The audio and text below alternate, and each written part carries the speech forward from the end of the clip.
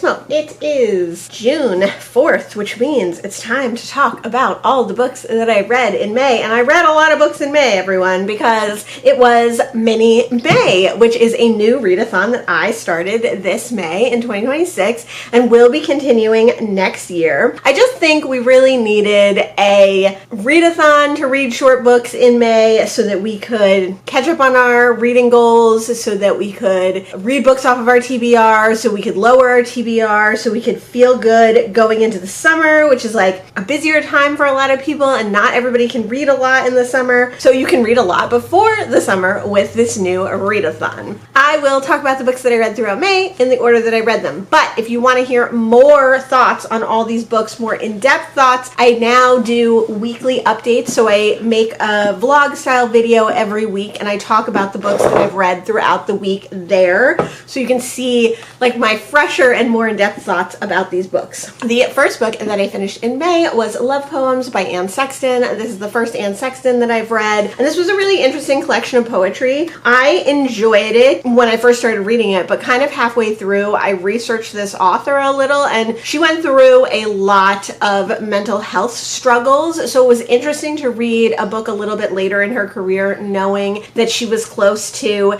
committing suicide and close to the end of her life, and that she had a really rough time of it. This collection is a lot about love, obviously, and a little bit about motherhood, and it was interesting to learn about her history of her children as well, that she unfortunately was abusive to her family. So it was interesting to read the first half without knowing that, and then the second half with knowing that, and I liked the second half of the collection more than the first. That doesn't mean it's because I knew those things. So I definitely look forward to reading some more Anne Sexton, and I'm interested to read like her early works of poetry. The next book was You Better Not Pout by Mia Sosa. This is a very short story, and this is the first Mia Sosa that I've read, and I read this book on audio. This is a second chance romance between a couple who has very recently broke up, so it's a very recent second chance, and they're going to our heroine's family for Christmas. Her family doesn't know that they've broken up, that they've broken off their engagement,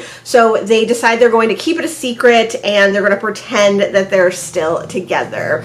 But of course, this is like forced proximity, and they realize through Christmas and through being with the family and through feeling like family of themselves that maybe they want to give their relationship another shot. I thought this one was interesting. I liked the familial themes. I liked that our main characters came from different backgrounds, but the families that they were going to for Christmas really included the hero in their traditions, which was really nice. So I would think about reading more from Mia Sosa, but probably not a longer romance. Probably I would read another short story, or if they ever did any like queer work or something that was really interesting to me. But just the traditional romance tropes of like friends to lovers, enemies to lovers, or second chance romances, things like that don't really appeal to me these days unless they have like an added layer.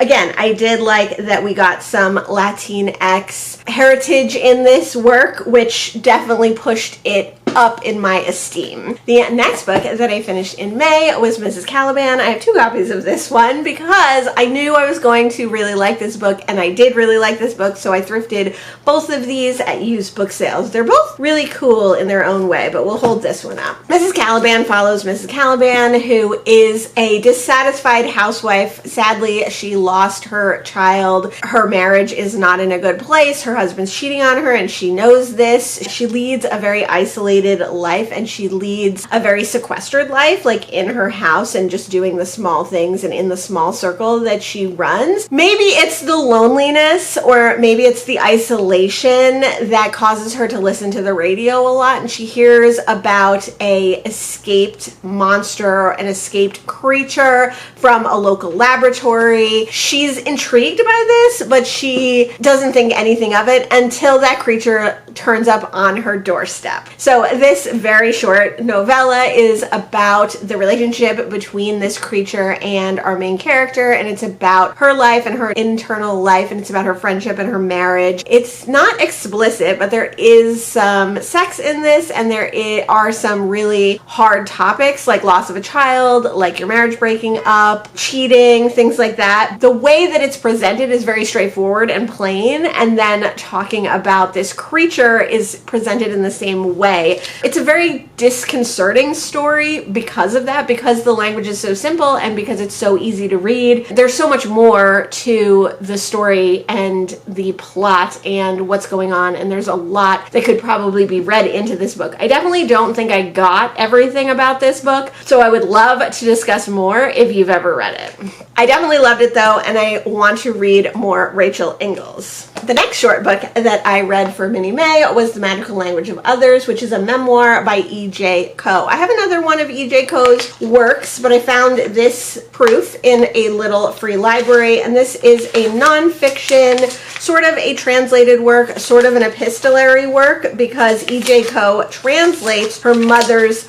letters to her. This memoir mostly deals with E.J. Coe's childhood and how her mother and father left America and went back to Korea and left her with her older brother. The author is estranged from her parents for most of this. She does travel to Korea at points, but it's all about kind of the relationship between her and her mother and her family, and it's about how she feels kind of being left behind. Like, that's the basic of it, but there's so much more to it, especially because E.J. Coe is learning translation and learning to identify with her Korean heritage through the Korean language. And we get the letters from her mother first, which E.J. Coe rediscovered later in life. Then we get the original handwritten letter, and then we get a chapter that usually has something to do with that letter or some feelings that it has brought up in the author. And this was just a really interesting way to present a memoir, especially with all the parsing out that the author has to do herself. You kind of have to do that as well as a reader. I really enjoyed this one. I look forward to reading the fiction that I have from this author. The next book that I read in May was the miniest book that I read, both in actual size, look at it compared to a mass market paperback, and in length, because this book is only like 62 pages long. This is Peter Pan in Kensington Garden by J.M. Barrie, and this is the second in the Peter Pan like series or collection of works. So we all know Peter Pan, or sometimes it's called Peter Pan and Wendy, where we meet Peter Pan, but that's actually the third story that J.M. Barrie made about Peter Pan, and this is the second, and this deals more with the real world as opposed to, or our world as opposed to Neverland. It deals with Kensington Garden. Peter Pan is not throughout this whole book. It has to do mostly with the garden and different children and different people who go to the garden and different experiences in the garden, and then Peter Pan is one of those experiences.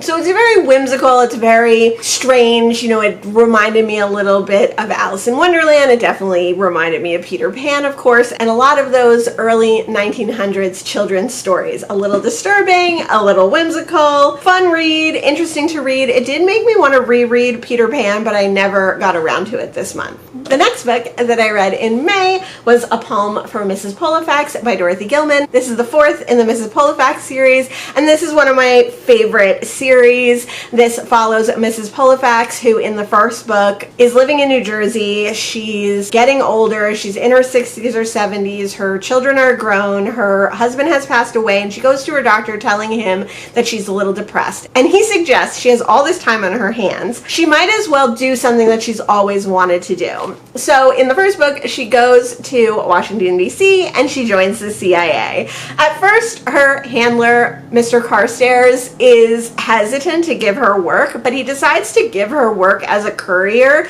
So kind of bringing things to various countries, all very secret secretive, but not necessarily illegal, thinking no one will suspect this elderly old lady of being a government agent. So the first couple of books see her doing that, but in A Poem for Mrs. Pollifax, she gets a little bit of a bigger role, and Carstairs has her impersonating his grandma and staying at a wellness retreat, a medical spa, to keep her eye out to see if anyone is moving plutonium through this spa. And of course, Mrs. Pollifax being Mrs. Pollifax, she observes many things, not just that, and she meets many people, some of them who may be allies to her in the future or maybe problems for her within this book. These are so fun, they're so fast-paced, they're so silly, but they're also so endearing and so engaging. And Mrs. Pollifax is a little bit of a doddery old pussy, as Agatha Christie would say, as Miss Marple would say, but she's also a very down-to-earth, reliable, observant person, and this makes her a perfect secret agent. So I love these books. I can't wait to read more. Sometimes I just want to read them all, but I know that Dorothy Gilman isn't writing anymore, and these books were written in the 60s through the 2000s, and that's all I'm going to get. So I try not to rush them. If you're a fan of Miss Marple, if you're a fan of the Thursday Murder Club, if you're a fan of any of those books with older protagonists that are thrilling, that are mystery, that are exciting, I would definitely highly recommend. The next book that I finished was my NYRB book of the month. I'm trying to read an NYRB book and a graphic novel every month in the year 2026. This is A High Wind in Jamaica by Richard Hughes, and this, similar to Peter Pan, is a early 1900s children's book, I guess, and this has a lot of the same aspects. It has children main characters, it has whimsical story, it has a high adventure, it has absurd themes, but this also has a lot of adult themes and a lot of very disturbing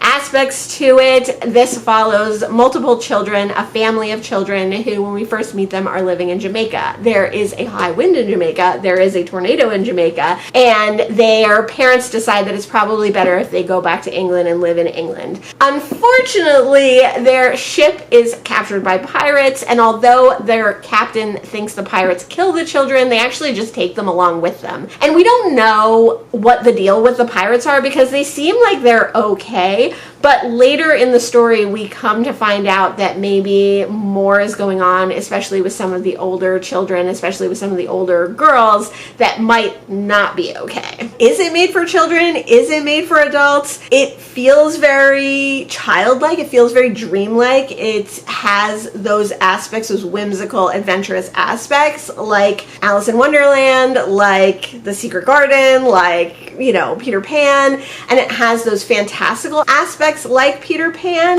Not that they go into a fantasy world, but that the excitement is fantastical, right? But it was just really disturbing in the end, and it really left me questioning whether reading this as an adult, if you're reading too much into it, that the children are abused, that the children are sexually exploited, that there is a lot of nefarious things going on kind of underneath the surface of this book, or whether it really was geared towards children and, was just meant to be a wild ride. Like many NYRB books, there is an introduction to this book. This one is by Francine Prose, and I do believe she talks about some of those elements. I never read the introduction first because they almost always spoil me for something in the book. And by the time I'd finished reading this book, I had really had enough of A High Wind in Jamaica. I'd had enough of this book, so I didn't go back and read the introduction, but I wonder how enlightening to those questions that I was left with the introduction might be. I can't say that I would recommend that one. The next book that I finished in May was another work of poetry. This is A Year of Last Things by Michael Ondaatje.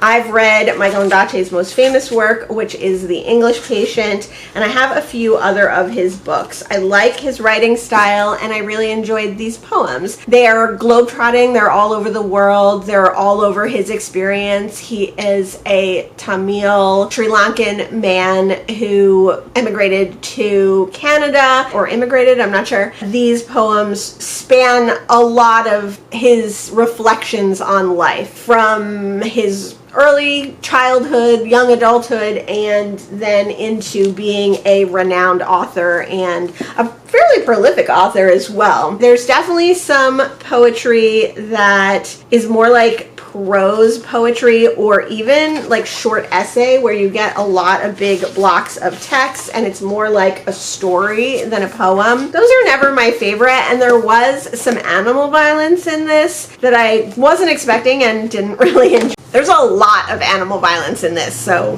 be warned. But overall, I had a good time, and I will definitely read more Michael Ondaatje, both his nonfiction and fiction works. The next book that I finished in May was 666 by Jay Anson. He is the author of the Amityville Horror, and this is an American horror classic. This book was written in 1981. Along with being mini May, it is also Horror Mayhem in May, which is a readathon to read short horror. So I did try to get in some short horror throughout the month as well. 666, probably unsurprisingly to you, but for some reason surprisingly to me, is a religious horror, and it revolves all around a house which has the number 666. Our main characters are living in upstate New York. The wife of the couple used to live in New York. They met by chance and she moved up there. She is a interior designer and he is a builder. He's used to living in the sticks. He's used to living in the countryside, and she's really trying to get used to it because she loves her husband so much,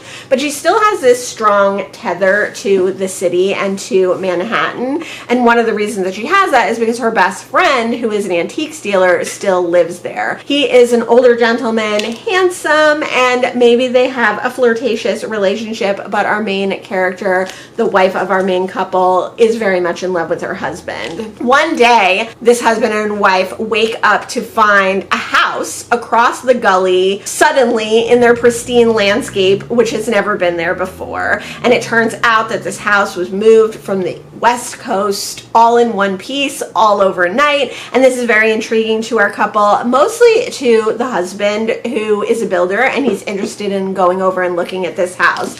And then somehow he gets like wrapped up in repairing this house and renovating this house. And this book, along with being a little bit of a horror, is mostly like renovation porn. So if you're interested in like renovating houses, if you're interested in hearing about people working on things and putting up drywall and taking down drywall and staining things and painting and going up on the roof, then you might really enjoy this one, because that is like the majority of the book. And later, the woman in the couple ends up decorating this house because, of course, somehow it ends up that her friend from Manhattan is going to rent it for the summer. And then the horror goes from there. The thing that I really liked about this book was, I did like the renovation part for sure. I liked that the house itself was a character, and I liked that it wasn't anthropomorphized, but it was ever present throughout this book, and the very interesting nature of this house. I'm not that much into religious horror, and it definitely lost me in places, but it was very short, it was easy to read, and I enjoyed it. I don't know if I would read the Amityville Horror though. The next book that I finished in May was Winesburg, Ohio by Sherwood Anderson. This is a very short novella or collection of short stories that are interconnected. I would say it's a novel similar to Mrs. Dalloway, short but with this ever-changing perspective, with this ever fluctuating and moving lens through which we're seeing the town of Winesburg, Ohio. This book mainly revolves around one family in Ohio and their stories, but it jumps from person to person, from time period to time period throughout the book, and we're all in the heads of different people, and we're never really tethered too much besides this place. You know, now that I'm thinking about it, it reminded me a little of Kane too. Even though Kane wasn't all set in one specific place, it has a similar feel to some of these books, but in a more finite way, like in a more distinct way, where in Kane, not everyone's story is connected, even though they are connected through sugarcane, even though they are connected through the collective experience of Black people in the South, whereas like Winesburg, Ohio, or Mrs. Dalloway is very much about this contained area or this contained time in the case of Mrs. Dalloway. I can't say that that I loved this one. I thought it was really interesting to read, but I didn't overly enjoy every aspect of this. I kind of feel the same way about Mrs. Dalloway, although I think the characters in Mrs. Dalloway were more endearing and engaging than in this. I'm super glad that I read it, but I don't know if I'll really be reading any more Sherwood Anderson. I may revisit this one though, because I do think it's an interesting style, and the more that I read about this style, books like Ulysses and maybe Milkman, I might want to come back to this one and give it another try. The next book that I finished in May was another horror. This is a middle grade horror, and it is City of Ghosts by Victoria Schwab, or V.E. Schwab. This is the first V.E. Schwab that I've read, and like I said, this is a middle grade horror series revolving all around Cassidy Blake, who is a precocious 12-year-old who has had a near-death experience and now can see ghosts. Her best friend is a ghost. His name is Jacob, and together they keep Cassidy's secret, but they also investigate ghosts that they find wherever they are. So in the very beginning of this book, we see Cassidy finding a ghost in her school, and she doesn't really do anything with these ghosts. She just like observes them, and somehow that observation of the ghosts seems to help them and seems to help her. Her parents are ghost hunters. Her dad is the skeptic and her mom is the woo-woo believer, and they don't really believe that Cassidy can see ghosts, even though they both know about Jacob. They have levels of whether they believe that she's actually seeing a ghost or he's just an imaginary friend. Cassidy's parents' work take them to Edinburgh, which is one of the most haunted cities in the world, apparently.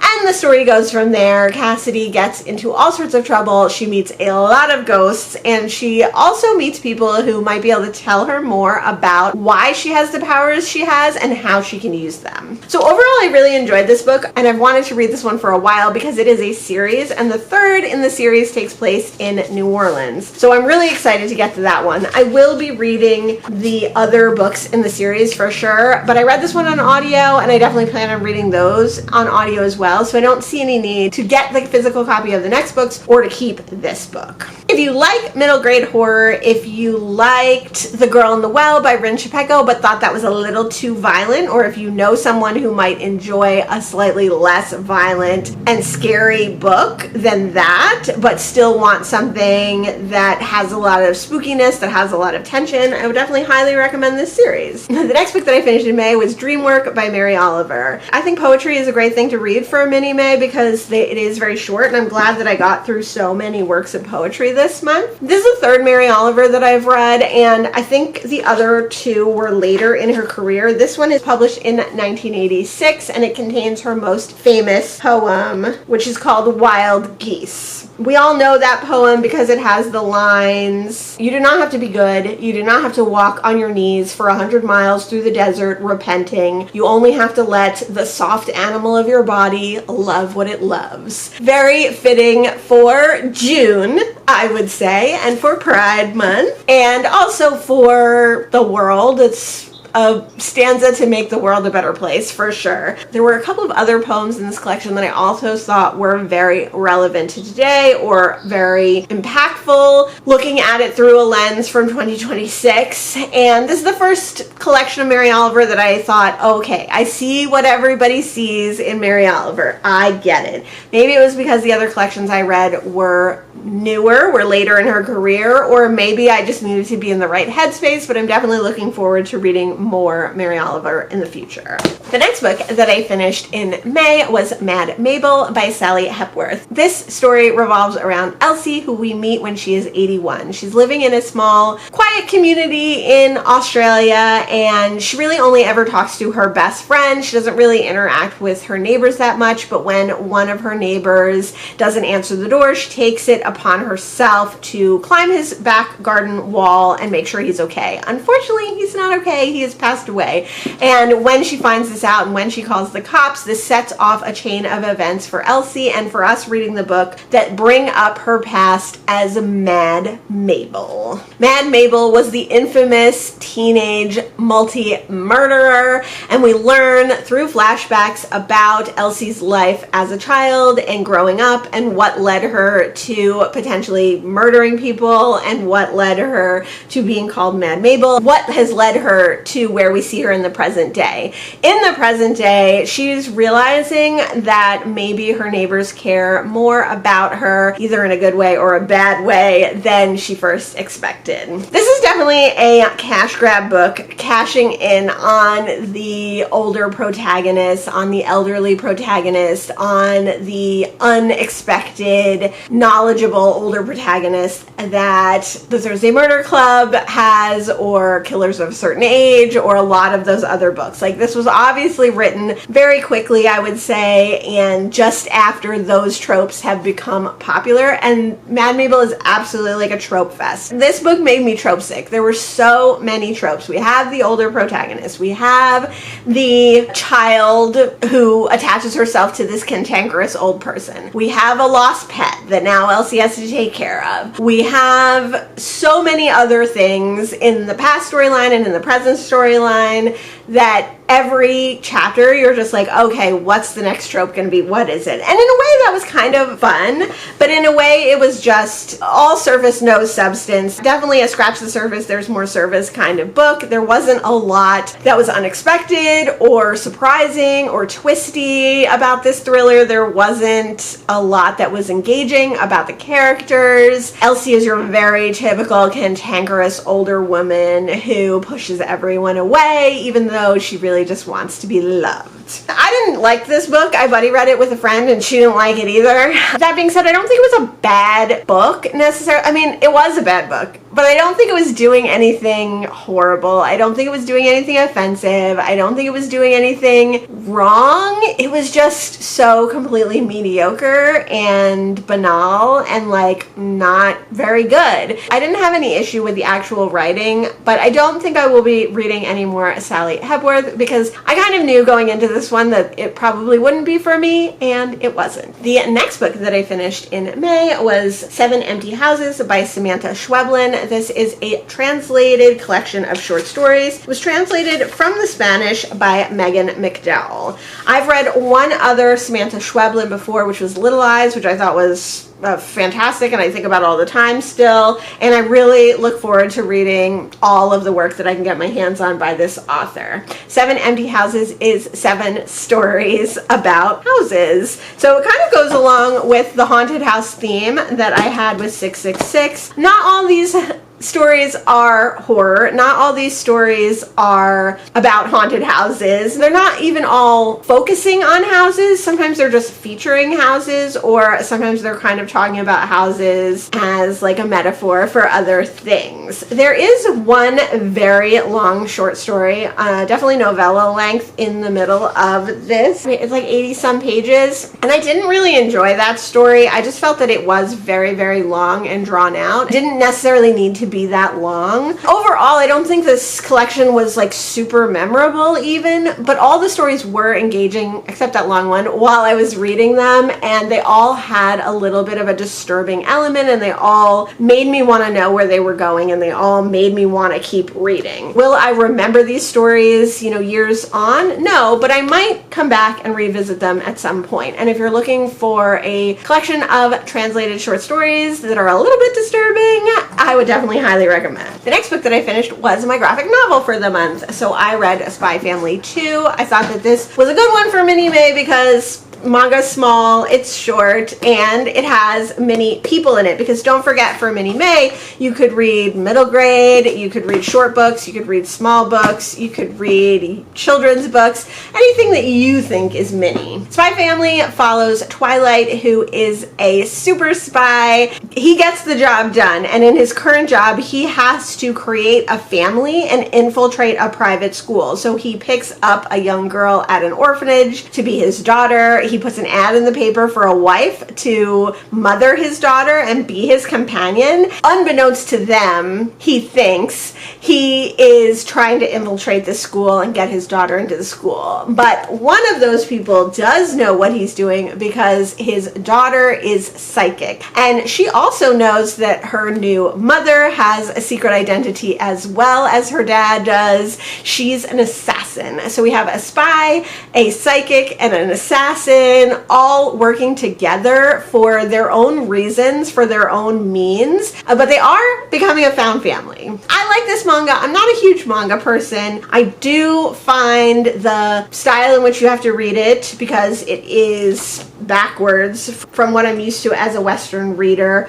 a little bit difficult, so it does take me a little bit longer than it would to just read a regular graphic novel. And also I find that manga is so drawn out. Between the first collection and this collection, like, not a ton has happened. I'm sure there's lots of these. I'm sure there's tens of these books. And I don't know if they can keep my attention at the pace that they go at to complete the story. That being said, if I find more in this series, I will definitely pick them up and I will read them, but I'm not going to go out of my way to get the rest of Spy Family. I got the idea. It's very fun. It's very cute. The next book that I finished in May was Moonlight Murder. This is the second in the Detective Auntie series by Uzma Jalaluddin. I really liked Detective Auntie, which I read earlier this year. I have a physical copy of this one, so when the sequel came out in May, I grabbed it up and read it right away. This follows Kosser, who is an older woman with some special skills, but I really liked this version of that story.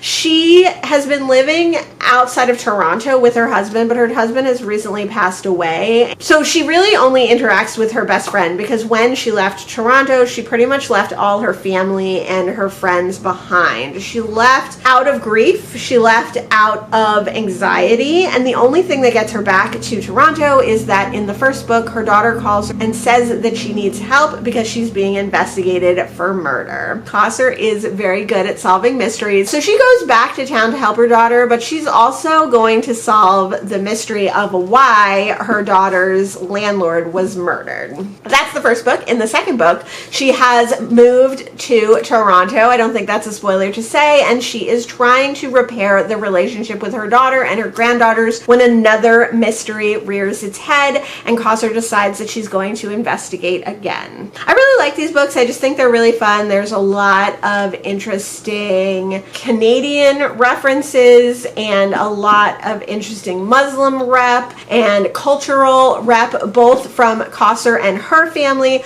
but also from various people that come in and out of the stories. Kosser's daughter owns a clothing store in like Little Asia in Toronto, and so there's a lot of mix of people, and Kosser talks to a lot of different people, and we meet a lot of different people throughout the story, and it's just like a really fun collection.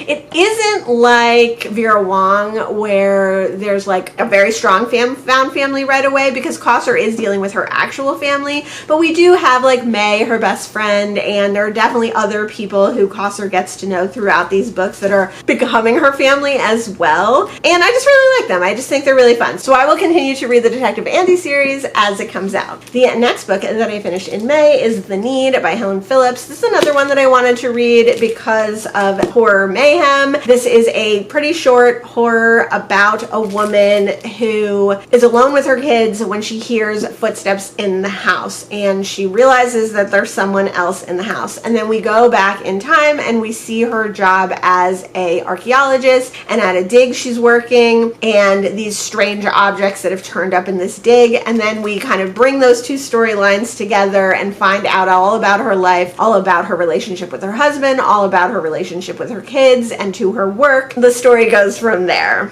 I guess I knew that this was a lot about our main character Molly's kids and her family life, because I've heard Books and Lala talk about this one, and this is a rare example of early motherhood stories that Books and Lala really enjoyed. And I did enjoy the story, and I'm very excited to read more Helen Phillips. This was like too much about the kids. I read this book on audio, and the kids do play a big role in this story, both in the plot of the story, but also they talk a lot in it. So in the audiobook, you hear the children's voices a lot, which I just thought was really irritating. I mean, maybe it was the audiobook narrator's version, but I don't think so. I think that this book was just too much about motherhood and about exhaustion during early motherhood and about the mental state of mothers that I'm just not interested in. I'm not a mother. I'm not going to be a mother. I don't want to be a mother, and I don't really like to read about that story, even though obviously a lot of people people have that experience. This does get a little like weird,